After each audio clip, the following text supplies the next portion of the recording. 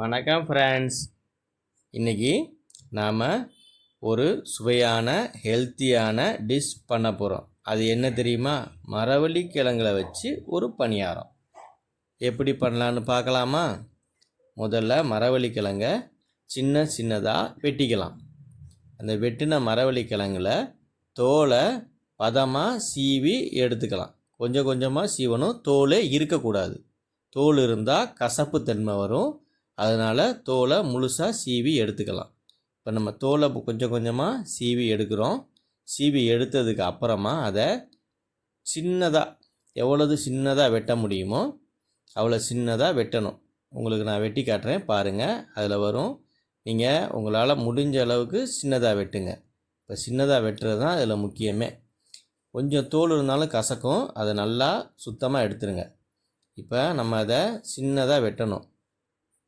நைஸாக வெட்டணும். அப்போ தான் அதை அரைப்படும். இல்லாட்டி ரஃப்பாக இருக்கும், அரைப்படாது. அதனால் நீங்கள் அதை நைஸாக வெட்டிக்கங்க. வெட்டிட்டு அதை லேசாக தண்ணியில் அலசிக்கங்க. ஏன்னா மண் எதுவும் இருந்தால் போயிடும். தண்ணியில் அலசிட்டு அதை தண்ணி ஊற்றி நல்லா அலசிக்கணும். தண்ணி ஊற்றி அலசிட்டு அதை எடுத்து ஒரு சின்ன மிக்ஸி ஜாரில் போட்டு அரைச்சிக்கலாம். ஆமாம், அது கூட நமக்கு தேவையான பொருள் பச்சரிசி 100 கிராம் நான் ஊற வச்சு வச்சுருக்கேன். 150 கிராம் வெல்லம் பொடியாக்கி வச்சுருக்கேன்.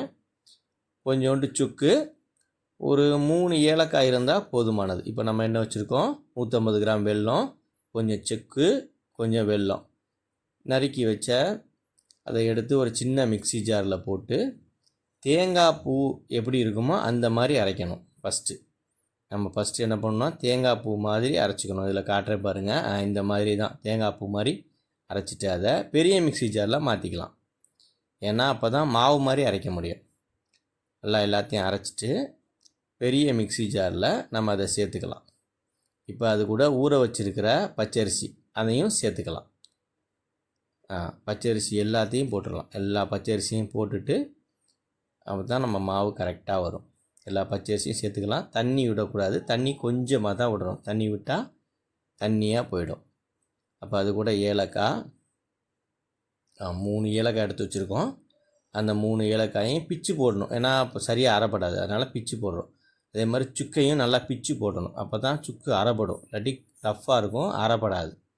அதனால் சுக்கையும் நல்லா பிச்சு போட்டு மிக்ஸி ஜாரில் சேர்த்துக்கலாம். இப்போ நம்ம அதை லேசாக தண்ணி விட்டு கொஞ்சம் கொஞ்சமாக தான் தண்ணி சேர்க்கணும், நிறையா சேர்க்கக்கூடாது. கொஞ்சம் கொஞ்சமாக தண்ணி சேர்த்து நம்ம அரைச்சிக்கலாம். இது எப்படி இருக்கணும்னா மாவு திக்னஸ்ஸு நம்ம அடைக்கெல்லாம் அரைப்போம்ல ஃப்ரெண்ட்ஸ், அது மாதிரி அந்த அடை மாவு பதத்துக்கு திக்னஸ் இருந்தால் போதும். இந்த அடை மாவு பதத்துக்கு வரணும். எடுத்து பார்த்துக்கங்க நீங்கள். அப்போ தான் உங்களுக்கு தெரியும். ரொம்ப நைஸாக போனாலும் நல்லா இருக்காது.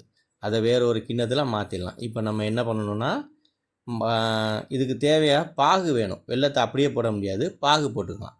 கொஞ்சமாக தண்ணி விட்டு பாகு காய்ச்சிட்டோன்னா அதில் இருக்கிற மண் தூசியெல்லாம் நம்ம வடிகட்டிடலாம். இப்போ அந்த பாகு நமக்கு கம்மி பதம்லாம் தேவையில்லை. நமக்கு தேவை அந்த வெல்லம் கரையணும், அவ்வளோதான். அதுக்கு தேவையான அளவுக்கு தண்ணி விட்டு லேசாக சூடு பண்ணோன்னா அந்த வெல்லம் நல்லா கரைஞ்சி அந்த ஒரு பாகு மாதிரி லேசாக அந்த நுரை தங்கி வரும். அதுவே நமக்கு போதுமானது. அந்த நுரை தங்கி வந்துருச்சு. இந்த பார்த்திங்களா, லைட்டாக நுரை தங்கி வந்துருச்சு. இதுவே போதும். இதை எடுத்து நம்ம வடிகட்டி நம்ம மாவோடு சேர்த்து நல்லா மிக்ஸ் பண்ணணும். அதான் மேட்ரு. வடிகட்டிக்கணும். இல்லாட்டி கல் மண் இதெல்லாம் இருக்கும். நான் வெல்லத்தில் சில நேரங்களில் மண் வர வாய்ப்பு இருக்குது. நல்லா வடிகட்டி மாவோடு நல்லா மிக்ஸ் பண்ணிக்கணும். நல்லா மிக்ஸ் பண்ணிவிட்டு அப்போ தான் அந்த இனிப்பு ஒரே சமமாக இருக்கும். இல்லாட்டி ஒரு இடத்துல இனிப்பு ஒரு இடத்துல இனிப்பு இல்லாமல் திப்பி திப்பியாக வந்துடும். அதுக்காக நம்ம நல்லா மிக்ஸ் பண்ணிக்குவோம். அந்த சாக்லேட் அந்த மாதிரி இருக்கா.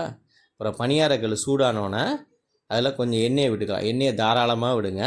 நான் நல்லெண்ணெய் யூஸ் பண்ணுறேன். நீங்கள் நெய் யூஸ் பண்ணிக்கலாம், இல்லை பட்டர் யூஸ் பண்ணிக்கலாம், உங்கள் பிரியம்.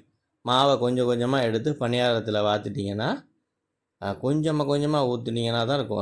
ரொம்ப ஊற்றுனீங்கன்னா எண்ணெய் அப்படியே எல்லாம் வெளியில் வந்துடும். கொஞ்சமாக ஊற்றி அந்த பணியாரத்தை ஃபில் பண்ணிவிடுங்க எல்லாத்தையும்.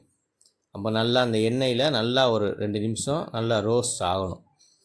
எவ்வளவு அந்த எண்ணெய் கொதிக்க தெரியுதா உங்களுக்கு? அந்த அளவுக்கு கொஞ்சம் எண்ணெய் விட்டால் தான் அது நல்லா வேகும். அந்த எண்ணெயில் தான் வேகணும். கொஞ்சம் 2 நிமிஷம் மூடி வச்சோன்னா நல்லா வெந்துடும். வெந்ததுக்கப்புறம் இப்படி திருப்பி போட்டுக்கோங்க. திருப்பி போட்டு ஒரு நிமிஷம் வெந்துடும். நல்லா ஃப்ரெண்ட்லேயே நல்லா வெந்திருக்கும். இப்போ திருப்பி போட்டு வெந்துருச்சு. இப்போ அதை நம்ம எடுத்துடலாம். இப்போ உங்களுக்கு சுவையான மரவள்ளி கிழங்குல பணியாரம் ரெடி. இது ஈவினிங் ஸ்நாக்ஸ் மாதிரி செஞ்சு சாப்பிட்லாம். இந்த ரெசிபி உங்களுக்கு பிடிச்சிருந்தா லைக் பண்ணுங்கள், ஷேர் பண்ணுங்கள், சப்ஸ்கிரைப் பண்ணுங்கள் ஃப்ரெண்ட்ஸ். நீங்கள் கொடுக்குற ஒவ்வொரு லைக்லேயும் நாங்கள் மேலும் மேலும் வளருவோம். நன்றி ஃப்ரெண்ட்ஸ். இது மாதிரி புது புது ரெசிபியோடு உங்களை சந்திக்கிறோம். நன்றி.